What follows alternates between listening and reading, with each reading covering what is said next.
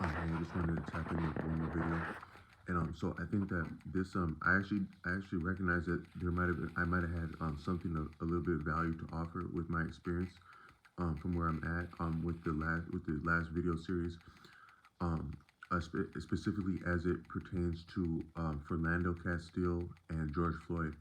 Both of those were men of color who were they were slain within Philando Castile was slain within about he was slain within about 3 miles of where I live and to the north um uh in the same city, but a different district of the city, a different what's the word for that um some people a different county.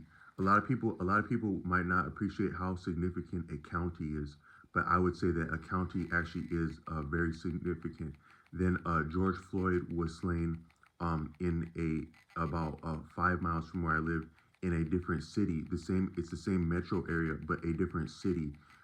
As you go to where Philando Castile was slain, you cross like some train tracks and some business districts, but also some redlined residential areas would put you in a different county and district where Philando Castile was slain, but the same city.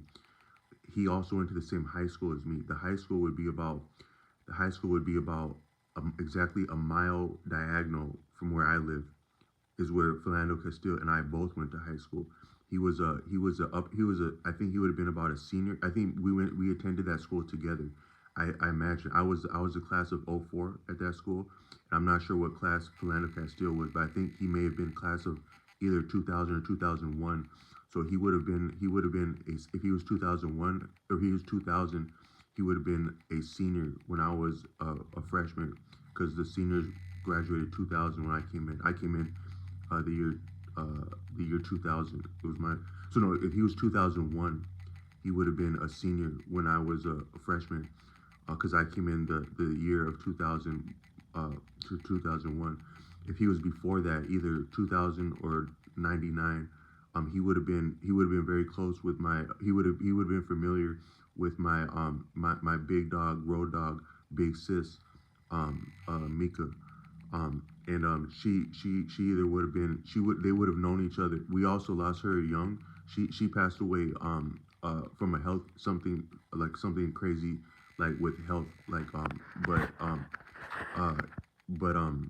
not to do with law enforcement, but they she was I was very close with her, and she changed my life by introducing me to upperclassmen because I was knowing upperclassmen by the time I was a sophomore, not as much as a freshman, somewhat as a freshman, but not as a sophomore. I was well known in school at the school we went to, but I wasn't what you would call popular, but I was well known to a lot of people, including upperclassmen, but not Philando Castile. I didn't know him, but they would have likely known each other because she was savvy and well connected in that school and the city. But then Philando Castile was slain about exactly 1 mile north, straight in a straight line. I'm sorry, about 3 miles north in a straight line. I live about a block east of Snelling. As you go to like the a little bit to you go. So I live about a block 3 miles south of where he was slain. But to go there, you pass a famous neighborhood called the Midway neighborhood, and then you're in the suburbs now. Where he was slain in the city, but it's the suburbs where that's at. Then and he George Floyd was slain about 5 miles across a river, a famous river in the United States that separates sister cities. And then he was slain in a very different district, but it's also crossed by the river. But then the residential area of that's a more inner city area where George Floyd was slain and where Philando Castile was slain is actually it's unique where they were slain, but how they were slain would have actually made sense according to where they were slain. They were slain differently. George Floyd and Philando Castile, both by officers, but differently by officers, and it would make sense where they were slain, that they were slain that way by officers. But I made another video speaking about what principalities are. I had actually learned what principalities are from a pastor who's also an apostle in the city. Now that pastor was at a church just as you go from my home to where George Floyd was slain. You go about a mile and a quarter directly west, and you meet the river, the Mississippi River. But you do so along a famous road also called Marshall. Marshall connects St. Paul and Minneapolis, but along it's a main artery it's like just a regular road. As you're in St. Paul, it's just a decent it's an inconspicuous road in St. Paul, but very busy, and it actually goes straight to our high school, Central High School, where Philando Castile and I were attended. Is you go to Minneapolis on that same road, it becomes Lake Street, the famous Lake Street, and that might be similar to how the Lakers got their name Lakers, because Minnesota is the land of 10,000 lakes, and the Lakers had been in Minnesota. So the original Lakers jersey is blue, like the Blue Lakes. But in the Minneapolis side, that's considered a rougher street. It's a shopping district, but it's considered a rougher street. And as you go west, I think you get to there's a Target down there about 2 to 3 miles west, where near about where I think George Floyd was slain there. But that's significant because that pastor, he became an apostle Ford, Les Ford, but he was from the he lived in the northern Minneapolis area, which has a very strong reputation that can be intimidating, but there's also a lot of beauty and culture that comes from North Minneapolis.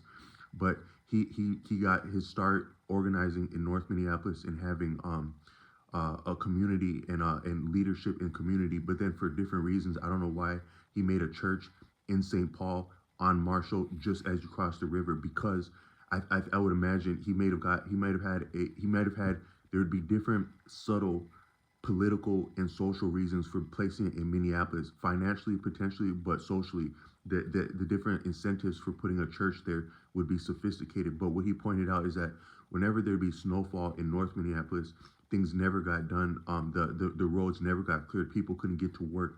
In St. Paul, where the church was at, something happens, boom, good to go. Now you can. Now some people may debate that because they would say St. Paul is more disorganized about snow, and Minneapolis is not. But it is significant that snowfall is handled differently in Minneapolis and St. Paul, though it's the same metro area, the greater Twin Cities, but things are done very differently. That's actually, he pointed out that that's what a principality is that you can do business in St. Paul or Minneapolis, but your experience of either one of those areas is going to be very different. And that's an example of principalities. It doesn't have to necessarily be outstandingly wicked, as we would say, like spirits and principalities in high places, powers in high places in the Bible. But yet it can be that significant as to give you two of your most famous slayings of Philando Castile and George Floyd, exactly in the manner and location that they were, with respect to what and how bold and front and center in world stage that amounted to. Is actually significant along the sophisticated lines of jurisdiction and the politics that would attend that between St. Paul and Minneapolis. Also, because of how bad of experiences I've had in St. Paul, very subtle, I was going through hell and danger that nobody would respect. Nobody, family, friends, and professionals would not support me in something how heinous I experienced.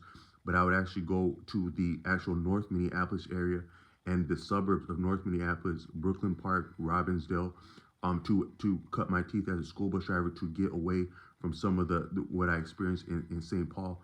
But I a little bit digress with that. But when I was doing so in Minneapolis, one time I was talking with some ladies. There's this old guy. Everyone thought he was weird. Nobody was interested in what he had to say. But one time we talked about St. Paul. He said, St. Paul is a gangster city. Stay the hell away from St. Paul. What he was talking about is that he's old enough to remember the gangsters that would steal away from Chicago and go to the speakeasies. There'd be these caves in St. Paul, like Wabasha, and they would drink alcohol when you could not drink alcohol, and many gangsters were murdered then, but it was a way to hide away. But he said they wouldn't go to Minneapolis because the cops wanted too much money, but they were comfortable in St. Paul because it was different politics. That's also principalities.